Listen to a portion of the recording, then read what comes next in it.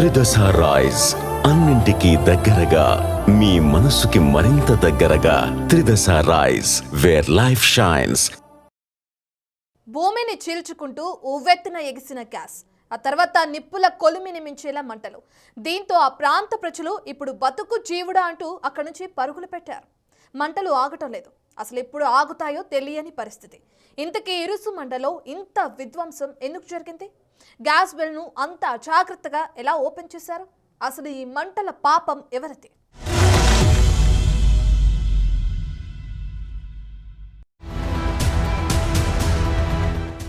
మరోసారి నిప్పుల కొలిమిలా మారిన పచ్చని కోనసీమ. పాత ఆయిల్ రిగ్లో లీకైన గ్యాస్. ముందుగా గ్యాస్, ఆ తరువాత మంటలు. మంటల దెబ్బకు కాలి బూడిదైన కొబ్బరి చెట్లు. కోనసీమ జిల్లా ఇరుసమండ గ్రామం. మధ్యాహ్న సమయం. ఈ ప్రాంతంలో మోరిఫై అనే ఆయిల్ బావి ఉంది ఓఎన్జీసీకి. ఈ బావిలో మరమ్మతు పనులు ప్రారంభించారు. అందులో భాగంగా డ్రిల్లింగ్ మొదలుపెట్టారు. భూమిలో 2500 మీటర్ల లోతున డ్రిల్లింగ్ చేస్తుండగా అన్ఎక్స్పెక్టెడ్ గా భారీ ఒత్తిడితో గ్యాస్ రిలీజ్ అయింది. దాని ప్రెషర్ ఎంతలా ఉందంటే ఆ ప్రాంతం మొత్తం సెకండ్లలో గ్యాస్ వ్యాపించింది. ఆ తరువాత అంతే ఫాస్టుగా మంటలు. దాని ఫలితమే ఈ ఉపద్రవం. మంటల తీవ్రత ఎంతలా ఉందంటే 100 అడుగుల వరకు వెళ్లాయి. మంటల ధాటికి సమీపంలోని సుమారు 100కు పైగా కొబ్బరి చెట్లు కాలి బూడిదయ్యాయి. పంట పొలాలు కూడా దెబ్బతిన్నాయి. మంటల తీవ్రత చూసి ఇరుసమండ ప్రజలు భయంతో ఇళ్లను వదిలి పరుగులు తీశారు. అధికారులు ముందు జాగ్రత్తగా సుమారు 300 కుటుంబాలను సురక్షిత ప్రాంతాలకు తరలించారు. సింపుల్ గా చెప్పాలంటే ఇది బ్లో అవుట్. ఇలాంటి బ్లో అవుట్లను కంట్రోల్ చేయటం అంత ఈజీ కాదు. అత్యంత ఒత్తిడితో గ్యాస్ తన్నుకుంటూ వస్తుంది కాబట్టి దాని దరిదాపుల్లోకి వెళ్లే పరిస్థితి కూడా ఉండదు. ఇరుసమండలో కూడా ONGC team, crisis management teams చేరుకున్నా వారు మంటలు వ్యాపించకుండా చూసుకోవటమే తప్ప ఇప్పటికిప్పుడు చేసేదేం లేదని చెప్పాలి. ఈ మంటలు అదుపు కావాలంటే 24 గంటలు పడుతుందని అఫీషియల్ గా స్టేట్మెంట్ ఇచ్చారు అధికారులు. ఘటనా స్థలానికి చుట్టూ కిలోమీటర్ వరకు ప్రభావం ఉంటుందని అధికారులు చెప్తున్నారు. చుట్టుపక్కల గ్రామాల ప్రజలను అధికారులు అప్రమత్తం చేశారు. అనవసరంగా ప్రజలెవరూ బయట తిరగొద్దంటూ హెచ్చరికలు జారీ చేశారు. స్కూల్స్ ని already morning itself whenever we got the information అక్కడ పిల్లలందరినీ కూడా మొబిలైజ్ చేశాము, ఎవాక్యుయేట్ చేయించాము.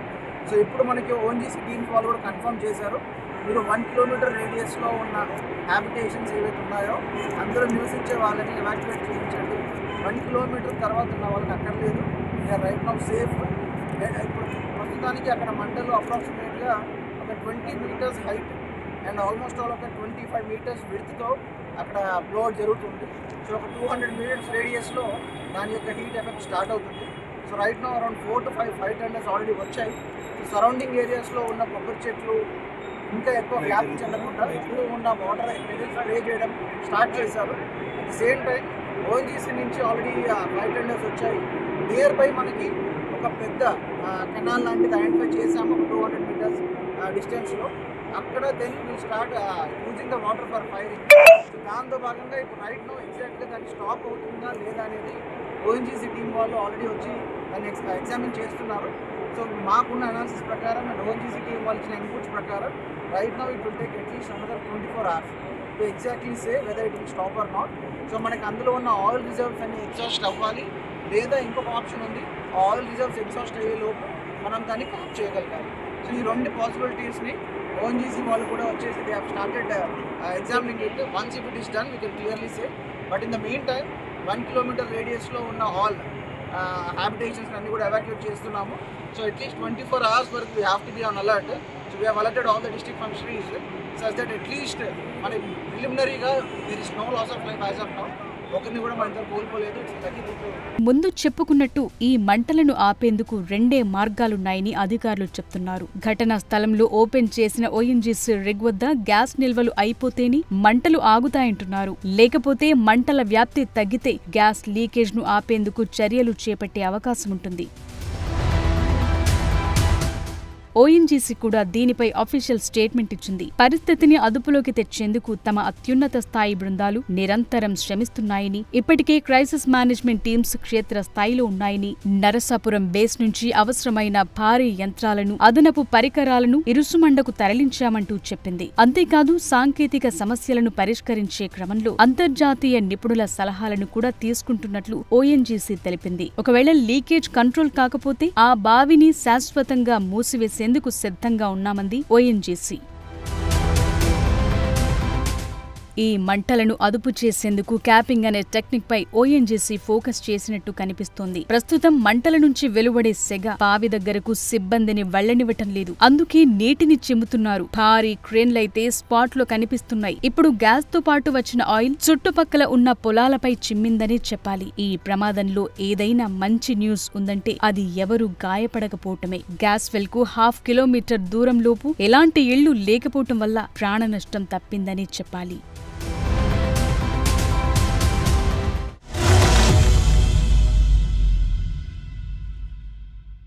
ఓఎన్జీసీ రిగ్గులు, గ్యాస్ పైప్ లైన్లు కోనసీమ ప్రజలకు డేంజర్గా మారాయా? గ్యాస్ లీక్ జరిగిన ప్రతిసారి ప్రాణాలు పోవటమో, తీవ్ర అస్వస్థతకు గురవటమో తప్పదా? ఎందుకు ఈ ప్రశ్నలంటే గ్యాస్ లీక్ కారణంగా అనేక ప్రమాదాలు జరుగుతున్నాయంటున్నారు ఆ ప్రాంత ప్రజలు.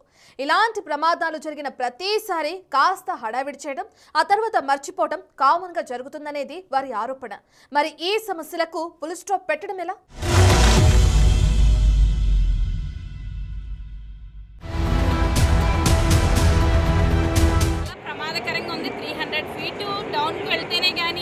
వాళ్ళు రిగ్గు వేయకూడదు. ఎక్కడ దొరుకుతుంటే అక్కడ ఈ నిక్షేపాన్ని దోచుకుంటూ వెళ్ళిపోతున్న పరిస్థితి. ప్రజల ప్రాణాల పట్ల కానీ, ప్రజల సమస్యల పట్ల కానీ ఓఎన్జీసీ చాలా నిర్లక్ష్యంగా వ్యవహరిస్తుంది. దీన్ని ఖచ్చితంగా ప్రభుత్వం మంచి పరిస్థితులను తీసుకుని దీన్ని ఏ రకంగా అయితే ప్రజలకి ఈ సమస్య లేకుండా ఉంటుందో దాని పరిష్కార మార్గాన్ని వెతకవలసిన అవసరం ఇప్పటికైనా ఉందని. అర్జెంటుగా అది గ్రామాల్లోకి, మిగతా గ్రామాల్లోకి వ్యాపించకుండా తొందరగా దానికి సంబంధించి ప్రభుత్వం కానీ, ఓఎన్జీసీ అధికారులు కానీ తక్షణం దాన్ని కంట్రోల్ చేసి చేయాలి. లేకపోతే చాలా ప్రమాదం వ్యాపించేటట్టు ఉంది. చుట్టుపక్కల ప్రజలు కానీ, గ్రామాలు కానీ ఆస్తి నష్టం, ప్రాణ నష్టం జరుగుతుంది. ముందు తక్షణం హైకమాండ్ ఎవరైతే దిగి దీన్ని తక్షణం తొందరగా కంట్రోల్ చేసి ప్రాణ నష్టం లేకుండా చూడాలని తెలియజేసుకుంటూ దీని వెంటనే హైకమాండ్ వారికి తెలియజేయవలసిందిగా కోరుకుంటూ ఓఎన్జీసీ అధికారులు కూడా ఎక్కడ ఉన్నా, దేశవ్యాప్తంగా ఉన్న అధికారులు కూడా వచ్చి దీన్ని తొందరగా కంట్రోల్ చేయకపోతే కోనసీమ జిల్లా మొత్తం కూడా తగలబడిపోయే పరిస్థితి ఉంది. భవిష్యత్తులో ఓఎన్జీసీ కార్యకలాపాల మీద ఇంతటి ప్రాంతంలో పైప్ లైన్లు అనేవి బాగా ఎక్కువ ఉన్నాయి. వాటి మీద ఒక కింద బాంబు పెట్టుకుని జీవిస్తున్న ప్రజలు ఎక్కువ ఉన్నారు. అవి రీప్లేస్మెంట్ చేయవలసిన సమయంలో కూడా చేయకుండా ప్రమాదాలకు గురి చేస్తున్నటువంటి పరిస్థితులు ఉన్నాయి. గతంలో కూడా నగరంలో జరిగిన బ్లాస్ట్ వల్ల ప్రాణాలు కోల్పోవడం కూడా జరిగింది పదుల సంఖ్యలో. అటువంటి ప్రమాదాలు ఈ ప్రాంతంలో జరగకుండా అండర్ గ్రౌండ్లో ఉన్నటువంటి గ్యాస్ పైప్ లైన్లు మళ్ళీ రీప్లేస్ చేయడమే కాకుండా ఈ ఓఎన్జీసీ కార్యకలాపాలు నిరంతరం ఉన్నతాధికారులు పర్యవేక్షణ చేస్తూ. అసలు ఈ ప్రమాదం ఎలా జరిగింది, ఎందుకు జరిగింది, ఓఎన్జీసీ కనీస రక్షణ చర్యలు ఎందుకు చేపట్టలేదు? ఇవే ప్రశ్నలు వేస్తున్నారు స్థానిక ప్రజలు. ఇదంతా చూస్తుంటే మాకు పాసర్లపూడి ప్రమాదం గుర్తుకొస్తోంది. అదే సీన్ రిపీట్ అయితే మా పరిస్థితి ఏంటనేది అక్కడి ప్రజల ప్రశ్న. నిజానికి కోనసీమలో ఓఎన్జీసీ గ్యాస్ లీక్ అనేది ఎప్పుడూ జరుగుతూనే ఉంది. ఇలా బావుల్లోనో లేదా పైప్ల వద్ద లీకేజ్ కారణంగా ప్రమాదాలు జరుగుతూనే ఉన్నాయి. ఎప్పటికప్పుడు చర్యలు తీసుకుంటామని, ఇకపై మరోసారి ఇలా జరగకుండా ముందస్తు చర్యలు చేపడతామని ఓఎన్జీసీ చెప్తూ వస్తున్నా ఇలాంటి ప్రమాదాలు మాత్రం ఆగటం లేదు. నిజానికి గ్యాస్ లీక్ అనగానే అందరికీ పాసర్లపూడి ఘటనే గుర్తుకొస్తుంది. 1995 జనవరి 8న జరిగింది ఈ ప్రమాదం. ప్రజలంతా ఉదయాన్నే నిద్రలేచి ఎవరి పనుల్లో వారున్న సమయంలో ఒకసారిగా ఓ పేలుడు సౌండ్ విన్నారంతా. ఏంటా అని చూసేలోపే ఆకాశాన్ని తాకేలా ఎగిసింది ఓ మంట. ఆ టైంలో ఓఎన్జీసీ చమురు కోసం డ్రిల్లింగ్ చేస్తుంది. ఆ టైంలో జరిగిన పొరపాటు వల్ల గ్యాస్ లీక్ అవటం, మంటలు అంటుకోవటం క్షణాల్లో జరిగిపోయింది. అప్పుడు కూడా ఆ మంటల తాకిడికి సమీపంలోని కొబ్బరి చెట్లన్నీ క్షణాల్లోనే మాడి మసైపోయాయి. బ్లోఅవుట్ నుంచి వచ్చే వేడి వల్ల చుట్టుపక్కల ప్రాంతాల్లోని చెట్లన్నీ క్రమంగా చనిపోయి మోడులుగా మారిపోయాయి.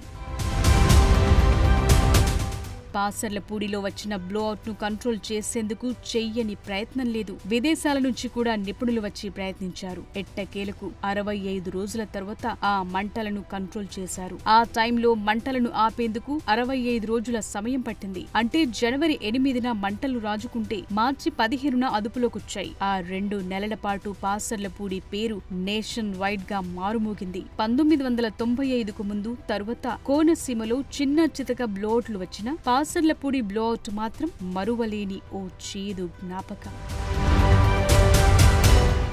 ప్రస్తుతం ఇరుసమండ బ్లోఅవుట్ కూడా ఇలాంటి సీన్స్ రిపీట్ చేసే అవకాశం లేకపోలేదు. కానీ ఇప్పుడు టెక్నాలజీ పెరిగింది. దానికి తగ్గట్టుగానే ఇలాంటి పరిస్థితులు ఎదుర్కోవటంలో మరింత అవగాహన పెరిగింది. మరి ఈసారి కూడా బ్లోఅవుట్ ను కంట్రోల్ చేసేందుకు ఎంత టైం తీసుకుంటారనేది ఇప్పుడు ఇంట్రెస్టింగ్ గా మారింది. కానీ పాసర్లపూడి ఘటన తర్వాత ఓఎన్జీసీ చాలా కీలక నిర్ణయాలు తీసుకుంది. మొదట బ్లోఅవుట్ ప్రింటర్ ని డెవలప్ చేసింది. ఇది బావి ముఖద్వారం వద్ద ఉండే ఒక భారీ వాల్వ్ అని చెప్పొచ్చు. అదే సమయంలో భూగర్భంలో ఒత్తిడి ఒక్కసారిగా పెరిగినప్పుడు సెన్సార్లు వెంటనే గుర్తించి ఆటోమేటిక్ గా సీల్ వేసే విధానాన్ని తీసుకొచ్చింది. ఒకవేళ ఆటోమేటిక్ సిస్టమ్ ఫెయిల్ అయినా దూరంగా ఉండి రిమోట్ ద్వారా లేదా మాన్యువల్ గా బావిని సీల్ చేసేలా ఏర్పాట్లు చేశారు. అంతేకాదు క్రైసిస్ మేనేజ్మెంట్ టీమ్ ను ఏర్పాటు చేసుకుంది. వీరికి అమెరికా, నార్వే వంటి దేశాల్లో ప్రత్యేక శిక్షణ ఇప్పిస్తారు. ప్రస్తుతం ఇదే టీం ఇరుసమండలో వర్క్ చేస్తోంది. నిజానికి ఇప్పుడున్న టెక్నాలజీ సహాయంతో ఇలాంటి ప్రమాదాలు జరగకుండా అనేక రక్షణ చర్యలు ఉన్నాయనేది మనకర్థమవుతోంది. డ్రిల్లింగ్ సమయంలో గ్యాస్ ప్రెషర్ పెరిగినప్పుడు బ్లోఅవుట్ ప్రివెంటర్ అనే మిషనరీ బావిని ఆటోమేటిక్ గా సీల్ చేయాలి. కానీ ఇరుసమండలో అది ఎందుకు పని చేయలేదు అనేది ఇప్పుడు మెయిన్ క్వశ్చన్. అసలు ఈ ప్రమాదం మానవ తప్పిదమా, సాంకేతిక తప్పిదమా అనేది తేలాల్సి ఉంది. అదే సమయంలో ఓఎన్జీసీ చెప్పినట్టు 24 గంటల్లో మంటలు కంట్రోల్లోకి వస్తాయా లేదా అనేది కూడా చూడాలి.